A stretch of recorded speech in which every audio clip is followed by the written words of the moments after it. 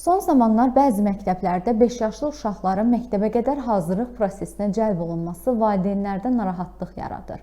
Bu yaşda uşaqların həm qidalanması, həm də fiziki və emosional ehtiyaclarına xüsusi diqqət tələb olunur. Amma bir müəllimin eyni anda 30 azyaşlıya nəzarət edə bilməsi nə dərəcədə realdır?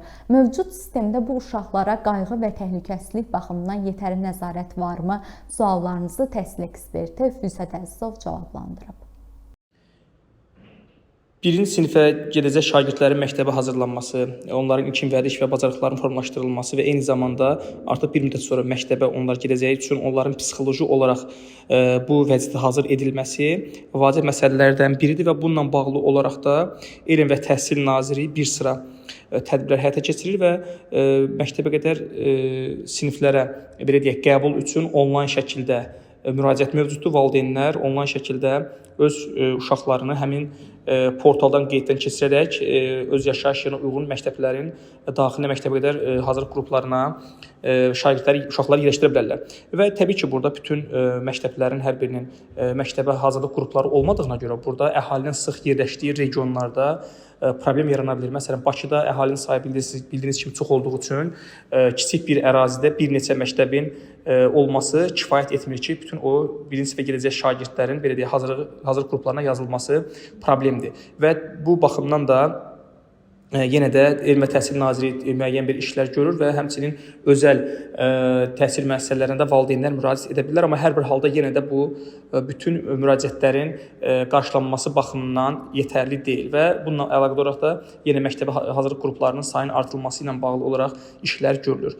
Və təbii ki, burada Nazirlər Kabineti tərəfindən təsdiq olunan məktəbəqədər təhsilin dövlət standart və proqramı var ki, həmin bu qaydalara və təlimatlara uyğun olaraq şagirdlərə, daha doğrusu uşaqlara belə deyək, dərslərin keçirilməsi və digər məsələlər nəzərdə tutulmuşdur və burada təbii ki, qeyd etdiyim kimi sıxlığın çox olması qruplarda uşağın sayının çox olmasına gətirib çıxarır. Bu da valideynlər tərəfindən haqlı olaraq narazılıq səbəb olur ki, qrupda yəni uşaqların sayı çoxdur. Burada həm qrupda uşaqların sayının çox olması dərsin keyfiyyətinə mənfi tərəfdən təsir göstərir. Digər tərəfdən də uşağın sayı çox olduğu təqdirdə bəzən görürsünüz sinifdə bir yox, 2 müəllim olur və burada təbii ki, vacib məsələ dərsin keyfiyyətinin yüksək olması və həmçinin orada təhlükəsiz məsələlər də var. Çünki bu az yaş uşaqları və bunun təmin olunması baxımından bu vacib məsələ sayılır. Və həmçinin burada da normalda məsələn standart olaraq 5-6 yaşına qədər olan uşaqların sayı qrupda 20 nəfər olmalıdır. Amma sıxlıq yarandığı üçün 20-dən də çox ola bilər.